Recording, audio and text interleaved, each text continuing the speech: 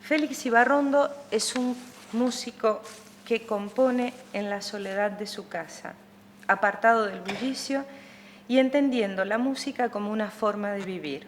Apasionado, encarna profundamente las cualidades de su pueblo: ardor, vehemencia, generosidad y apertura, reflejándolas en el ritmo de sus partituras. ¿En qué medida su obra está ligada a su tierra y sus orígenes? La obra de arte está hecha por el hombre concreto que va viviendo día a día. Y lo que yo compongo hoy y lo que compongo mañana está condicionado por lo que estoy viviendo como hoy en día, con mi reflexión de hoy en día, con lo que el mundo va viviendo hoy en día. Y por eso es tan importante. Picasso guardaba todos los papeles que le llevaban, todas las cartas. Acaba de haber una exposición, existe todavía en París, inmensa de todo objeto que existía en torno a Picasso. Él guardaba todo, porque se daba cuenta de lo que él hacía estaba condicionado por todo lo que pasaba. Y de esa manera, pues, mi música, como la obra de todo autor, está completamente penetrada por lo que va ocurriendo. Y gente como yo, que somos tan de esta tierra en la que hemos vivido, que hemos nacido, no podemos menos de dejar un sello importante en nuestra música del país que nos ha visto nacer, que para mí es Oñate y Guipúzcoa y el País Vasco, y etcétera, etcétera, y de la cultura que hemos recibido en un principio.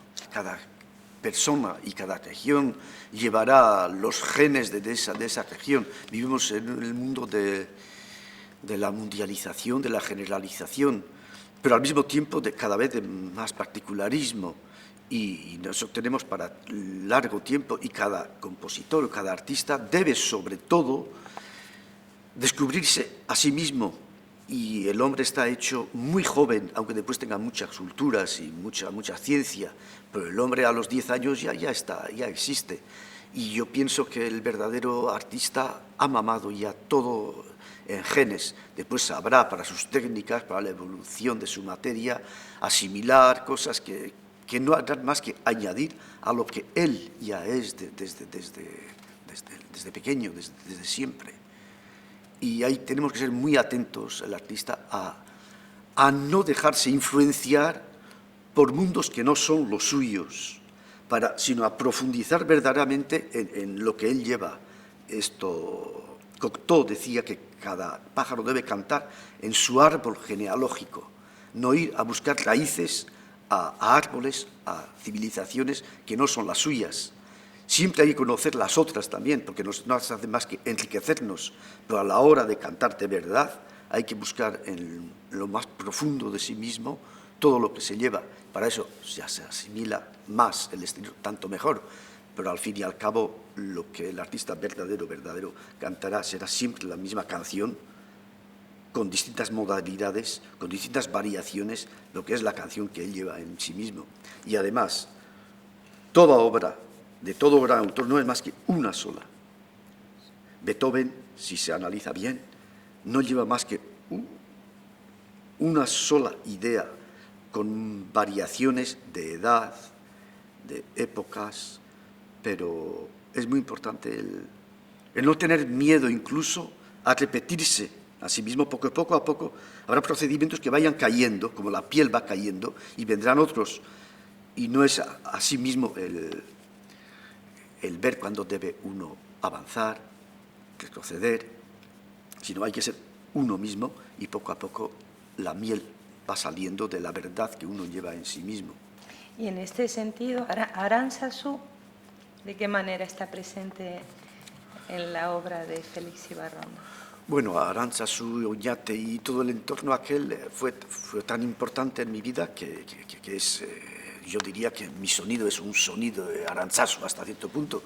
Es la piedra, es el monte, es el paisaje, es la pintura, es el color, es la exuberancia. Yo pienso que casi el símbolo de Euskadi estaría en Aránzazu, casi.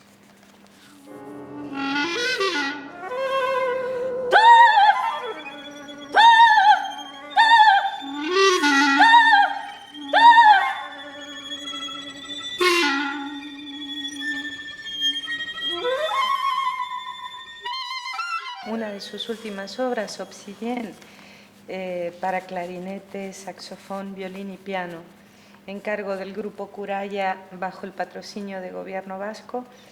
Es una obra que también refleja esta particularidad de cada una de sus obras, sin embargo, la identidad de su creador.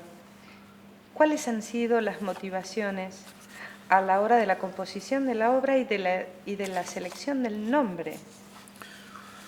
Bueno, la primera motivación es que el Curaya me pidiera esta obra y que el Curaya me haga pues, este pequeño homenaje o grande, vamos, mis 60 años.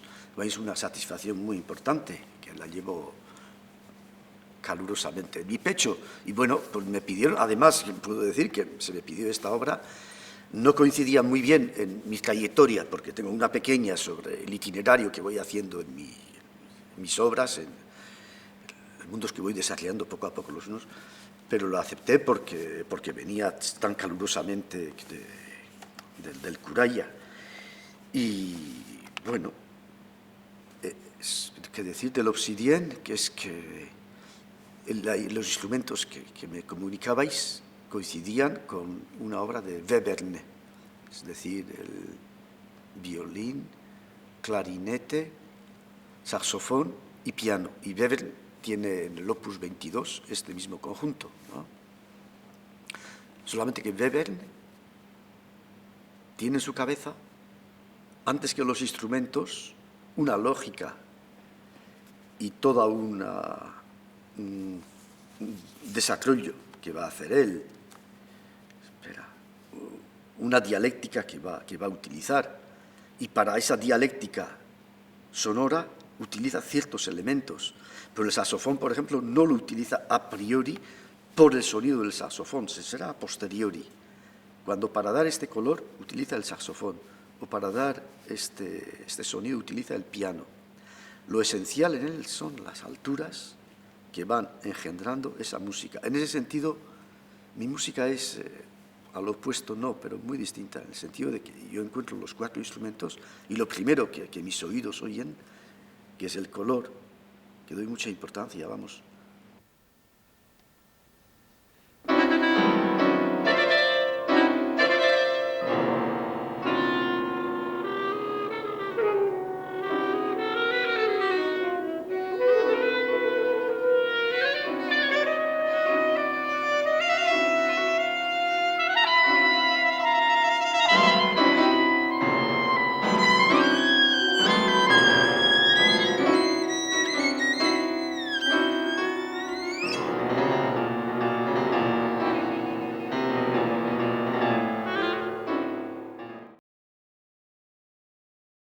Una escultura, sobre todo la pintura. No sé por qué me viene Bonnat a la cabeza, pero el Van Gogh y el Goya y el Picasso, y de otra manera un poco Kandinsky y todo eso, pero sobre todo un Goya y un Van Gogh me inspiran más que todas las cosas. Y después diría también, incluso reflexionando un poco, los fauvistas, un Bonnat que me interesa mucho. Pero yo empiezo por el color, el saxofón, clarinete, violín, piano, ese conjunto que puede hacer, cómo se articula eso. Y poco a poco va engendrando ello mismo la dialéctica basándose en la fuerza, en los colores, en las densidades. A lo que pasa es que Weber y Barrondo, Weber ponía un do, y yo para hacer ese do, pues utilizo do, mi, sol, fa, sol, do, mi, sol, si, re, fa, la, do, sol, si, la, mi, y eso un solo. Él hacía una notita, yo doy un bloque, y él hacía un do grave, y yo le doy allí a menos 10 sonidos, etc. Él hacía un microcosmos de lo que nosotros hacemos, un macrocosmos muchas veces. Ahora, ¿acaso el último significado de la música es el mismo? Pero en fin. O sea que Ibarrondo se sumerge en la naturaleza misma del sonido, mientras que Weber organiza de manera a priori una estructura que va a determinar la obra. O al menos la dialéctica que él utiliza es una dialéctica muy, muy, muy racional, llevada al extremo además, que después se han basado en él, todo el mundo serial, naturalmente. Para el mundo serial, el primer creador fue Webern, sobre todo con el Opus 24 y esas cosas. Eso que, por ejemplo, los Max Deutsch rebatían profundamente, porque para ellos, y pienso que a justo título, el gran creador es Schoenberg. Y en realidad yo pienso que en este siglo ha habido dos genios, indudablemente. Ha habido Schoenberg, es un genio, y ha habido Debussy, que es un geniazo. Y todo el resto ha habido grandes compositores, grandísimos, como Stravinsky, pero entre Schoenberg, que descubrió todo en medio de todo. Y Webern, como decía Max Deutsch, es una estrella en la constelación de Schoenberg.